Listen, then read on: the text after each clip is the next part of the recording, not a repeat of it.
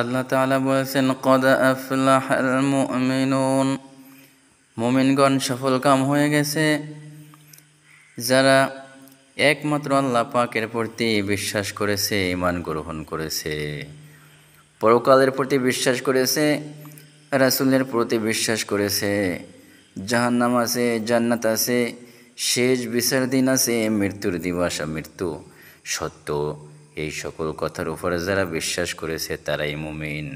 আল্লাহ পাক বলেছেন তারা সফলকাম হয়ে গেছে।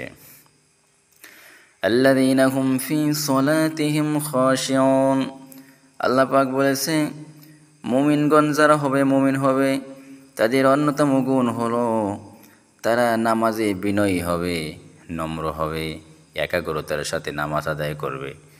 নামাজের সময় হলে তারা একমাত্র আল্লাহ তাআলাকে রাজি খুশি করার জন্য তারা নামাজে লুটিয়ে পড়বে। প্রিয় ভাইরা, আমরা যারা মুসলমান দাবি করেছি, বিশেষ করে তারা একমাত্র আল্লাহকে বিশ্বাস তো অবশ্যই করেছি, 5 ওয়াক্ত নামাজ সহ মুমিনের সকল কাজগুলি আমাদেরকে করতে হবে।